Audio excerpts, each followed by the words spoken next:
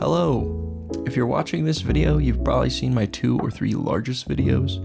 In this one, I talk about making games, and in the other 2, I go into my own successes and failures in the process. I have 2 commercial games up at the moment, the first being Bunny Hill. I think there are a lot of reasons why this game went well in terms of vibe, design, and market, but today I'm here to talk about Airstar.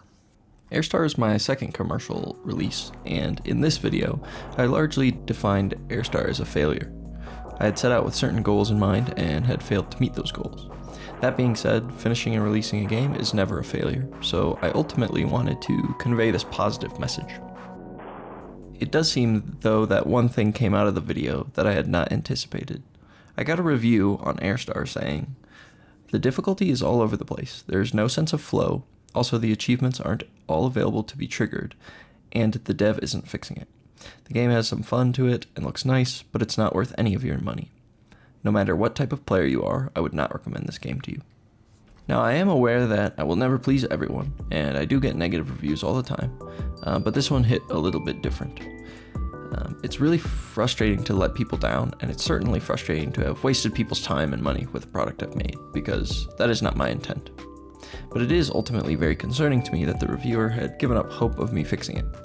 I have a large backlog of changes and fixes for all the games I release, and while I do have higher priority fish to fry most of the time, and a limited amount of time, period, I do intend on fixing things and making them right.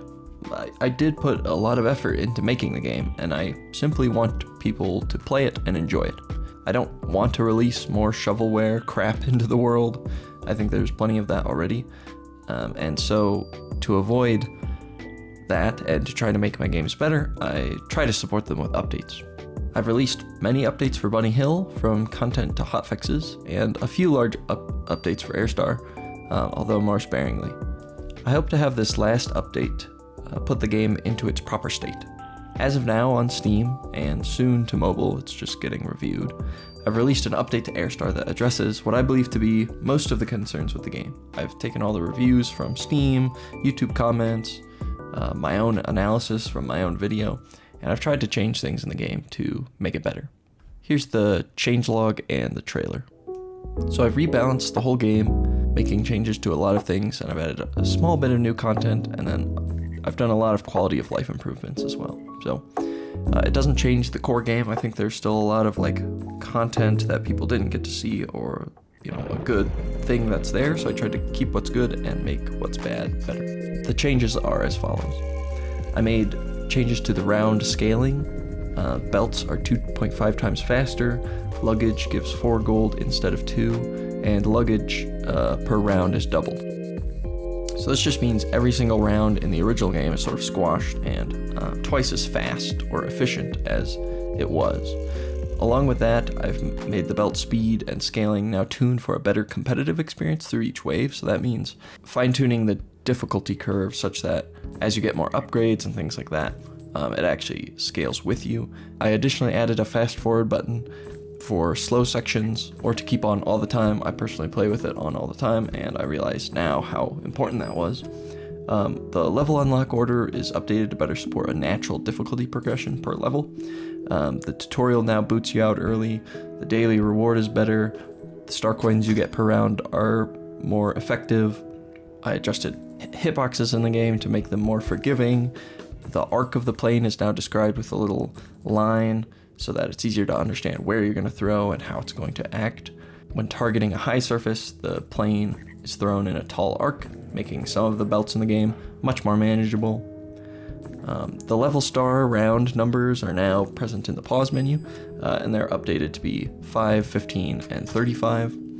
I found that, in general, a run of the game takes 15 to 30 minutes, which I think is pretty ideal. I've added a little camera perspective to take advantage of the 3D models. The shop options are more limited and varied per run. Achievements and level stars now save even if you don't end the run. The shop is now skipped when there's nothing to buy. And then the game will alert you when you've gotten all 3 stars, so you can quit out at that point, or continue infinitely on from there. Many upgrades have been price adjusted to better fit into the progression. There are new pieces of luggage that are immune to slows, and they kind of act like the stacked luggage in the game, sort of appearing infrequently, but more frequently as the waves go on. I've been trying to test my newest game with a bunch more people and get a really solid base for this initial release, so people don't feel underwhelmed, and ideally, they'll have a good first experience. I guess the point of this video is not to refute that review. I think it's accurate about the game. There are plenty of people who like the game for what it is, but I do think that for like a wider audience, this is a very valid critique, and, you know, we're supposed to take those critiques and move forward with positive change. So I hope that this makes the game more fun to play. If you've played it before, give it a second chance, and if you haven't played it, maybe check it out. But thank you for sticking with me, and thanks for watching.